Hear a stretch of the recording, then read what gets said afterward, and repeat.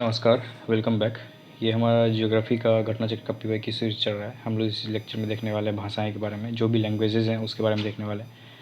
आपको पता होगा कि सबसे ज़्यादा जो बोली जाने वाली भाषा है भारत में, ये हिंदी है। और हिंदी के बाद दूसरे नंबर पर आती है बांग्ला। जो बंगाली है ये सबसे ज़्यादा बोली जाती है, हिंदी के बाद सेकंड नंबर पे आती है ना। और पूरे वर्ल्ड में छठे नंबर पे आती है बांग्ला ये भाषाएं जो बोली जाती है ना। ये आपको ध्यान रखना, फैक्ट है, इंपॉर्टेंट है ना। पहला भाषा तो सबको पता है, लेकिन दूसरा अगर पूछ देगा तो आप कन्फ्यूज कीजिएगा, तो ये आपको ध्यान रखना है ना। भारत की यूरोपीय भाषा के परिवार से जो संबंधित है, मराठी, संस्कृत, पाली, अंग्रेजी, प्राकृत, अपभ्रंश, हिंदी, बांग्ला और गुजराती, है ना। ये इंपॉर्टेंट है, ध्यान रखना है। द्रविडियन जो फैमिली से बिलोंग करती जो लैंग्वेजेस, ये हैं तेलुगु, तमिल, मलयालम, कन्नड़, गोंडी, ओराव, है ना। इंपॉर्टेंट है, ध्यान रखना है आपको। और साथ में ऑस्ट्रो एशियाटिक जो समूह की भाषाएं हैं, ये है खासी, संथाली, मुंडारी, भूमिज और इसी से रिलेटेड जो जो जनजातियों द्वारा बोली जाने वाली भाषा है ना, सब इसी में आएगी, ऑस्ट्रो एशियाटिक में आएगी। ये तीनों जो क्लासिफिकेशंस हैं, ये आपको ध्यान रखना है ना, इंपॉर्टेंट हो सकता है ये। और यहाँ पे आप देख सकते हैं कि सबसे ज़्यादा बोले जाने वाली भाषा हिंदी, फिर बंगाली है, ये सेकंड नंबर पे, है ना। बहुत इंपॉर्टेंट है, बहुत बार एग्जाम में क्वेश्चन बने हैं इससे।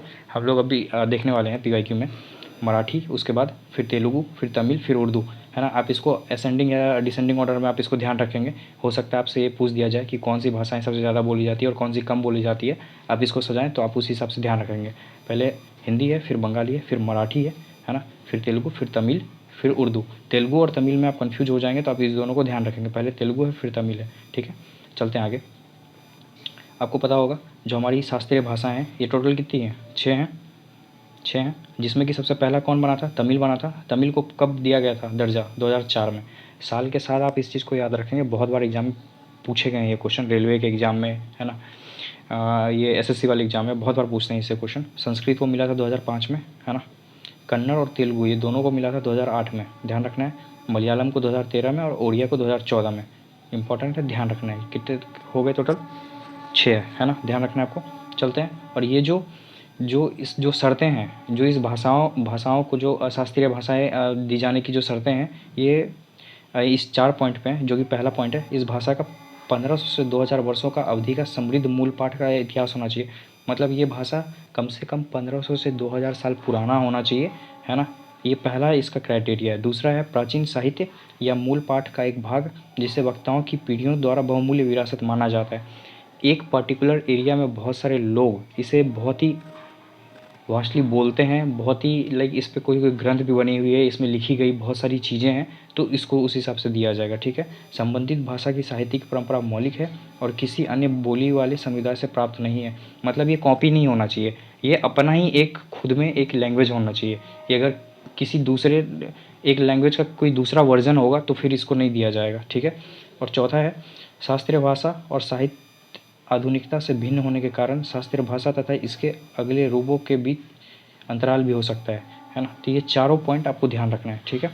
हम लोग ये थ्योरी हो गया। हम लोग क्वेश्चन देखते हैं इसके। ये यूपीएससी का क्वेश्चन है, इसमें पूछा गया हेल्बी, हो और कुई, ये जो भारत के संदर्भ में एक पद किससे संबंधित है? तो ये जो है, ये जनजातीय भाषा है। जनजातियाँ जो हैं, ये ये जो उसकी जो भाषाएं हैं, ये उससे बिलोंग करती है। तो इसका आंसर होगा डी, है ना, ध्यान रखना है आपको। अगले क्वेश्चन पे चलते हैं।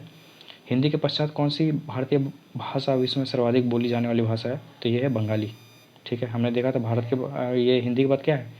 बंगाली, ठीक है। और बंगाली के बाद क्या है? बंगाली के बाद है मराठी, मराठी। और उसके बाद क्या है? उसके बाद है तेलुगु, तेलुगु के बाद तमिल और तमिल के बाद उर्दू,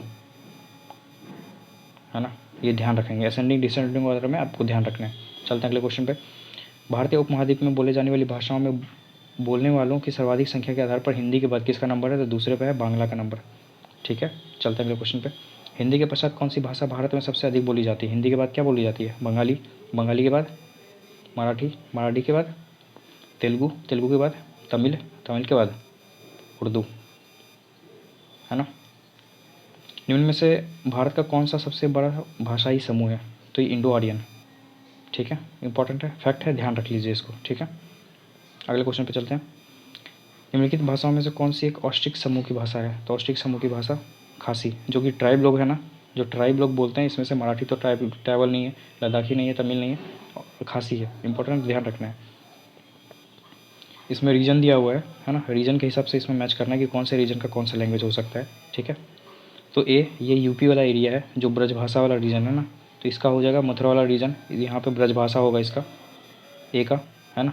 दूसरा ये अवध वाला रीजन है, तो अवधि होगा इसका आंसर, ठीक है। सी ये भोजपुरी वाला एरिया है ना, जो वेस्ट बिहार और ईस्ट यूपी वाला एरिया है, तो वहाँ पे भोजपुरी वाला रीजन। और ये डी ये मिथिला वाला रीजन हो जाएगा, तो इसका आंसर सी होगा, है ना, ध्यान रखना आपको। चलते अगले क्वेश्चन पे। वर्ष 2014 में किसे प्राच्य भाषा का दर्जा दिया गया था? तो प्राच्य भाषा क्या होता है? जो प्राचीन भाषा होती है, जो क्लासिकल लैंग्वेज होती है, तो वो है। इसमें से क्या है प्राच्य भाषा? उड़िया। 2014 में उड़िया को दिया गया था ना, मैंने आपको बोला था साल याद रखने के लिए। देखिए यहाँ क्वेश्चन पूछा गया, ध्यान रखना आपको, है ना। अगले क्वेश्चन पे चलते हैं। आई थिंक ये लास्ट क्वेश्चन था इस टॉपिक का। हम लोग अगले टॉपिक में देखने वाले हैं अफवाह तंत्र के बारे में, और स्टार्ट करने वाले गंगा नदी तंत्र से, है ना। वीडियो अगर पसंद आए तो वीडियो को लाइक करें, चैनल को सब्सक्राइब करें। Thank you so much.